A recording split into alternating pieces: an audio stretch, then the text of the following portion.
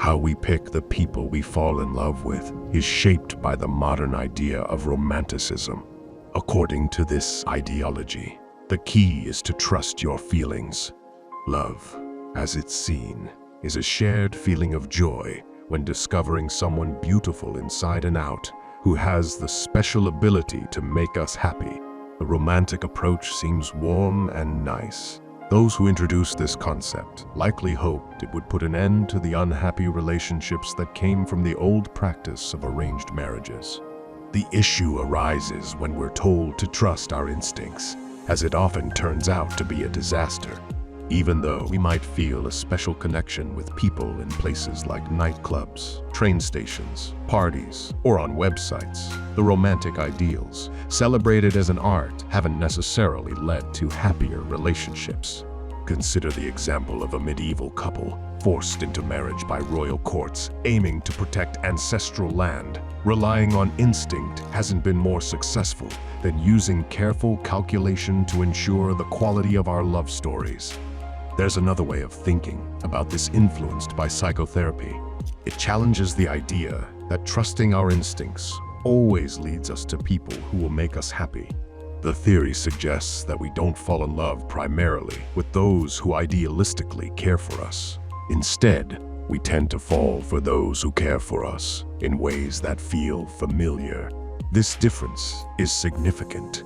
Our adult experience of love is shaped by a template created during our childhood. It becomes intertwined with various problematic attractions that can hinder our growth and happiness as adults.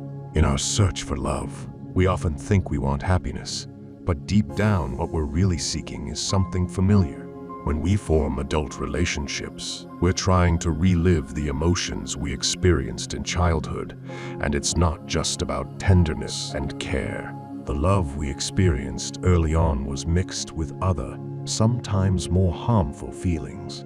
It could be a desire to help an adult who was struggling, a lack of warmth from a parent, or a fear of someone's anger. We might have also felt insecure about expressing our more complicated desires.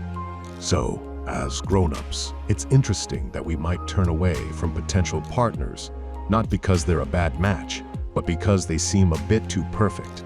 You know, really balanced, mature, understanding, and reliable. It's like that level of rightness feels a bit strange and undeserved in our hearts. To make smart choices in partners, we have to figure out how our tendencies to be drawn to challenging situations might be influencing who we're attracted to. A good way to start understanding our preferences is to take some time alone with a big piece of paper, a pen, and a free afternoon. Ask yourself, what kind of people turn you off, and which ones excite you in a general sense? Then, try to connect these preferences back to the people who were significant in your childhood and consider how much your current desires align with things that genuinely make you happy. You might realize, for instance, that you find slightly distant and sadistic individuals more interesting than those considered nice. It's worth pausing and reflecting on these patterns. Our honest reactions tell a story about us. They show the ideas we've picked up about how love should be for us. Looking closely, we might realize that what we think we want in someone else might not actually lead to our own happiness. Exploring our emotional past, we find that we can't just be attracted to anyone. Our choices are shaped by things that happened to us before. Even if we can't always change these patterns drastically, it's good to realize that we carry certain baggage. Knowing this helps us be more cautious when we feel too sure that we found the one after a short chat at the bar.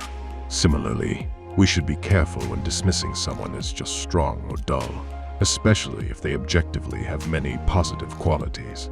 In the end, we have a chance to broaden our capacity for love by recognizing that the qualities we're drawn to and those we fear might exist in different combinations than what we experienced in early relationships. This understanding can free us from the influences of our past, particularly our childhood experiences with affection.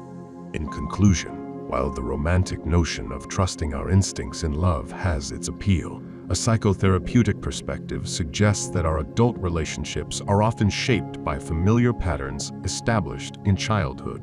Rather than solely seeking happiness, we may unconsciously gravitate towards what feels familiar, even if it includes more complex or challenging dynamics. Reflecting on our preferences and understanding how they connect to past experiences can provide valuable insights into our choices in partners. Recognizing and acknowledging these patterns allows us to approach relationships with greater awareness and, ultimately, break free from the influences of our past, fostering healthier and more fulfilling connections.